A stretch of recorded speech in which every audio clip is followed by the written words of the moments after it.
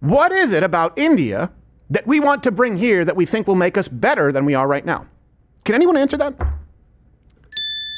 Because I come up with nothing. And that doesn't mean that they're bad people. It doesn't mean that India can't get there. What I'm suggesting is that India, as a country, get there. Let's go on to India. I'm not a fan, just to set the stage. I'm not a fan of the India. Are you sure? Yeah, I'm not a big fan. Okay. Now, and I know what you're thinking. You're thinking like, hey, is this a race thing? Maybe a little at this point. It might be. I'm just letting you know. Like, it's not our fault. Okay, it's not. It's not. No, it's not. It's a government. It's a culture, and but they bring it with them. And I think people are waking up to this quite a bit. So here, remember we had the whole sort of dust up with the H-1Bs. And there were a bunch of conservatives saying, yeah, this is what we voted for with President Trump. We should just uncap H-1Bs, have as many as possible. And there were a few people who stood in the pocket and said, no, I think that's a horrible idea. That's not what I voted for. Unlike the basically nonviolent strike on Iran, that didn't really go against anything I voted for because I knew that Donald Trump said they couldn't have a nuke, but I was under the impression that this administration, of course, was not going to create a scenario of limitless H-1Bs. Good thing is they kind of walked that back, it seems. But yesterday, caught with their hand in the cookie jar again, multiple MAGA accounts, I said because they're not conservative accounts, they posted, and it seems like a copy-paste, support for the Indian government in what clearly looks like astroturfed and coordinated campaign. So I think we have right here, this is an example of what was posted, and there's some variation of this, but some of them are almost exact. Some of them are exactly the same. It said the fake news is trying to paint India as an enemy. Why? Because they have always loved and worked with Trump. Don't buy into their swamp tactics. If we make them an enemy, they will fall into the hands of the CCP. I mean, they're already buying energy from Russia, so that's kind of a problem. And they've already said that they're willing to buddy up with China. Of course, the Chinese will use them as long as they think they are useful. So some of the accounts included, I just sort of marked them to watch. Chuck Calesto, Gunther Eagleman, American AF, Defiant L's, Ryan Fournier. And you guys can go and check it out or check the references, the link in the description. It was effectively a copy-paste job. And here's the thing. I was around when the Tea Party happened in 2008, I believe. And Nancy Pelosi accused those on the right of astroturfing. And in fact, we know now that they were, right? It was almost all funded by Soros or Act Blue or some of these organizations.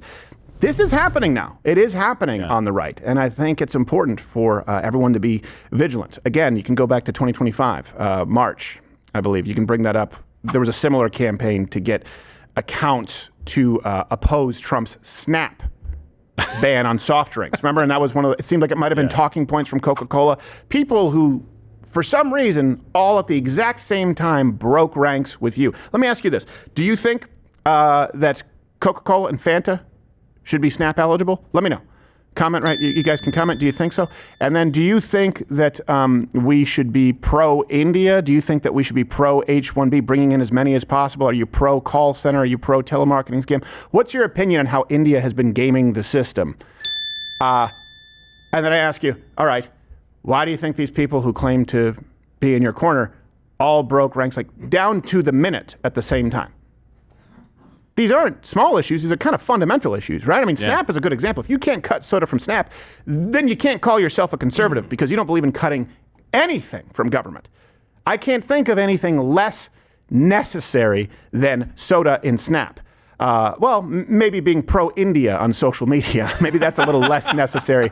Also, conservative influencers, I should say, have gotten in on this grift as well.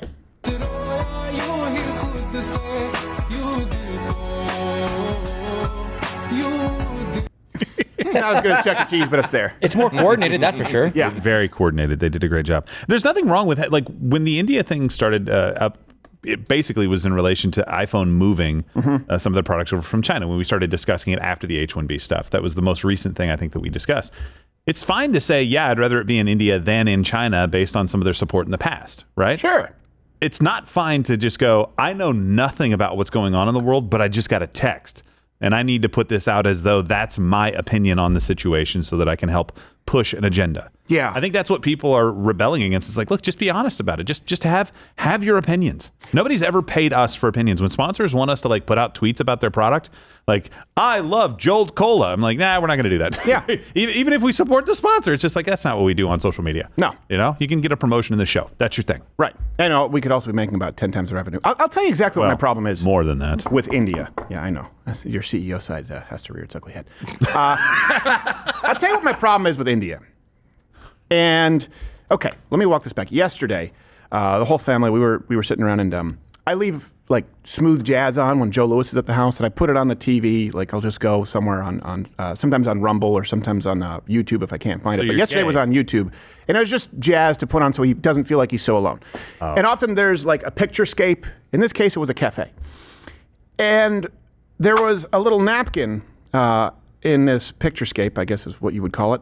And the words written, we all said, wait, what is that saying? It said, coffee breast, BREST, make white mocha.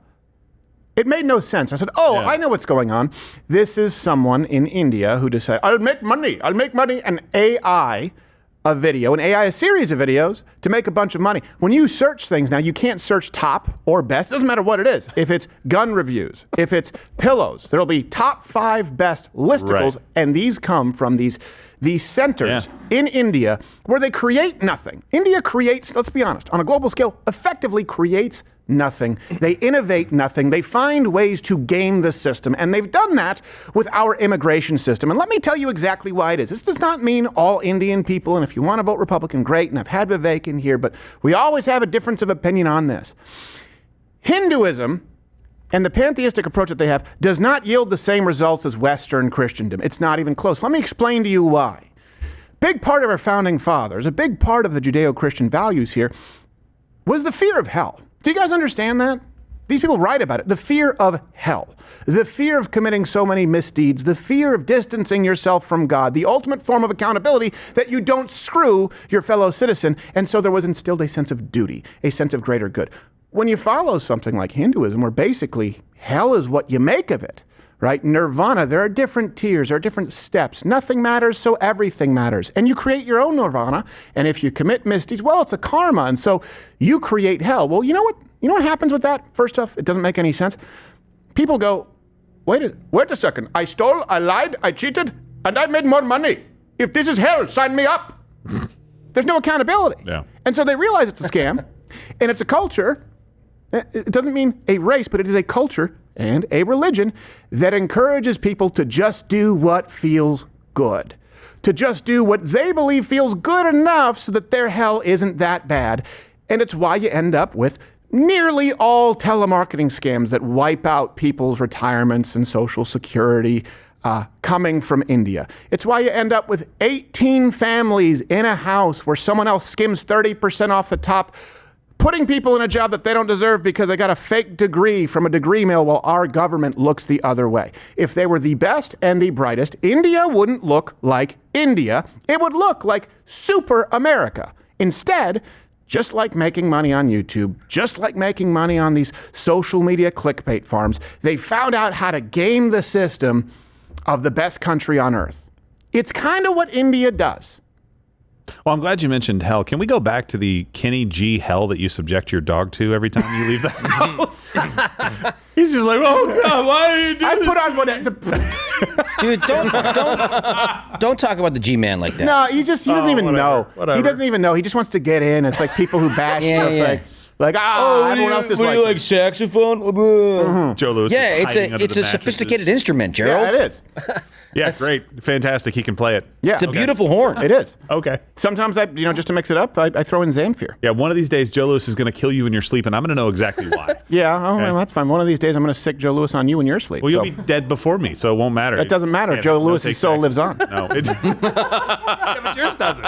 That's the problem. You can't tell Joe I Louis can from set the it. grave. I can light the fuse, set it, okay. and at some point, he's going for you. Yeah, but he created his own nirvana. That's right. It's good. That's right. I tell you, I don't know what I did to be in this hell. Have to listen to this shit. It's so terrible to listen to the saxophone and Joe Louis. Yes.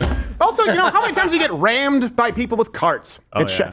Here when you have a lot of Indian, and they just look at you and don't apologize. Yep. It actually doesn't happen to me because I would flip their cart over. I get pretty confrontational. It hasn't happened to me. Yeah. I know. I have a newfound appreciation for trains. Oh, jeez. You guys can let us know. You're autistic and racist. No trains. That's a deadly combo, man. I'll wrap. One Indian, two Indian, three Indian, four Indian. I'll wrap this up with this. One of the most telling stats, and as I did preparation for Change My Mind a while ago, it was on America being the greatest country.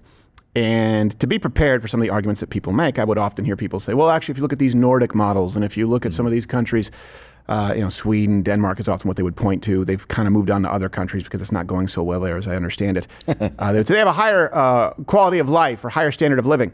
The most telling statistic is that and it's true, many of them do, but that's because it's about the population of the state of Rhode Island, and it's very homogenous, or has been up until recently. But if you take Swedes, and you take them out of Sweden, you put them in the United States, or you take Danes, and you take them out of Denmark and you put them in the United States, they end up with a 50 to 60% increased quality of life here in the United States, better than Swedes in Sweden, better than those in Denmark when you bring them here. So if you combine that history, that kind of a culture, and you give them opportunity, that's where you see people flourish. So for me, we approach immigration like this. It's okay. Someone wants to come here from Germany, might make sense. What is it that we would like to get from Germany? What do they offer? What do they do well that we think, hey, they could help us with here? Well, Germany, a lot of great engineers. Wiener Schnitzel. Yeah, a lot of great stylistic choices. Hugo Boss, Hitler bad. The outfits were pretty nice. My point is, you go, okay, there's something. Or Japanese people, same thing. You go, okay, these guys are able to improve upon technology. They're pretty good at organizing workplace. There's something there. Look at India. What is it about India that we want to bring here that we think will make us better than we are right now? Can anyone answer that? Because I come up with nothing. And that doesn't mean that they're bad people. It doesn't mean that India can't get there. What I am suggesting is that India, as a country, get there. Then we'll talk about bringing anyone here. Hey, if you're still watching this, you may be one of the 6 million or so subscribers on YouTube who is, for one reason or another, I don't understand it, still here.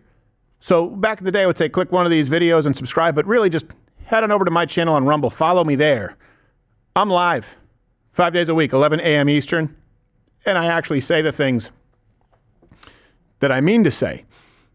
On YouTube, it's everyone here is kind of neutered, really, and there's just a general lack of testicular energy, but I mean that in the heterosexual way. Mostly.